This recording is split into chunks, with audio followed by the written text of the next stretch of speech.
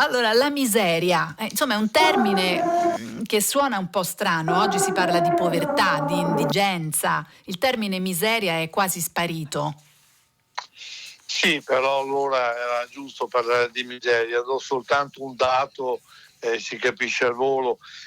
Una famiglia di un operaio specializzato poteva contare su 60.000 lire circa al mese, equivalgono a 1.155 euro attuali, che è molto poco per un operaio specializzato, ma ancora più impressionante è la situazione delle persone considerate misere, così venivano definite nel documentario, e parliamo di 519 euro attuali di una famiglia di 5 persone, quindi 100 euro sostanzialmente attuali a persona al mese. Siamo sotto le soglie più estreme della povertà. D'altra parte valeva per buona parte dell'Italia, non soltanto del sud. Sono andato a controllarmi adesso un dato, il parroco Don Sante Gobbi, il curato di Pila nel delta del Po, scrive nel 1956 al Gazzettino una lettera in cui parla dei casoni dell'isola della Batteria, casoni di canna, e dice che le condizioni in cui vivono le persone sono veramente estreme. Apro virgolette, c'è un caso di 15 persone costrette in una sola stanza, 8 adulti e 7 bambini. Casi del genere non sono insoliti, e questo è spaventoso. Questa era l'Italia di allora. Ecco, noi insomma siamo abituati un po' a pensare ai sassi di Matera, no? Abbiamo questa immagine di queste persone che vivono tutte insieme, anche con le capre, gli asini, in un'unica stanza ricavata da una grotta, però invece evidentemente questi casi erano molto più diffusi, e si parla di zone montane alpine, il delta padano, leggo, poi la montagna abruzzese, l'intero Mezzogiorno, i suburbi di Milano, Roma e Napoli. Quindi insomma era molto diffuso sul territorio nazionale e non risparmiava nemmeno il nord. Beh, certo, il nord ha chiazze. Perché per esempio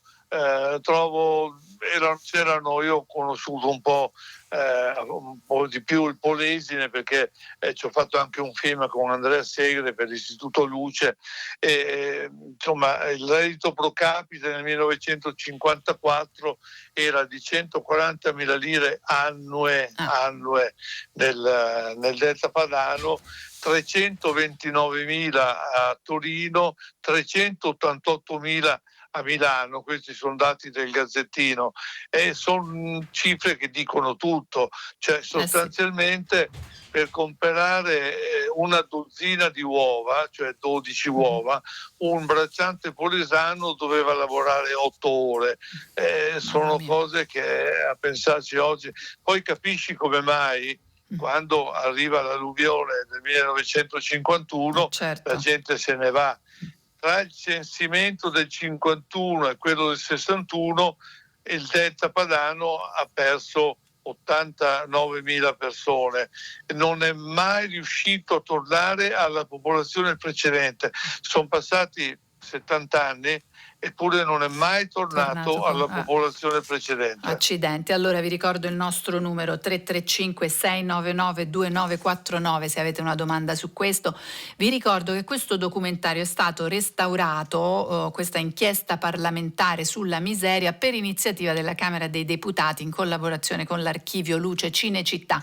Ecco, Gian Antonio Stella, che è il nostro ospite, perché è così interessante rivederlo oggi, questo documentario? Perché capisce anche le paure di oggi. Cioè, ci sono delle aree del paese che hanno, annusato la possibilità di uscire dalla condizione spesse volte medievale di miseria, e si sono illuse di questo, per poi accorgersi col passare degli anni che in realtà anche l'Unità d'Italia, che aveva fatto tante promesse, non era stata realizzata, se non dal punto di vista geografico, ma dal punto di vista sociale parliamoci chiaro, siamo ancora molto lontani. Se andiamo a vedere il reddito pro capite oggi in Calabria rispetto al reddito pro capite, non voglio dire a Bolzano e nel Trentino Alto Adige, ma anche in tutte le regioni del nord, la distanza è ancora abissale. Ecco, quindi questo fa impressione più di tutto, no? Che ci sono ancora queste distanze. Naturalmente i numeri sono molto molto diversi, per fortuna, però insomma è una distanza di cui l'Italia in realtà a distanza di tanti anni non è riuscita ancora a liberarsi. Ti do un dato che mi ha sempre impressionato. Nel 1954, mi pare, forse sì. 55, la Sicilia faceva circa 1/9 del PIL italiano.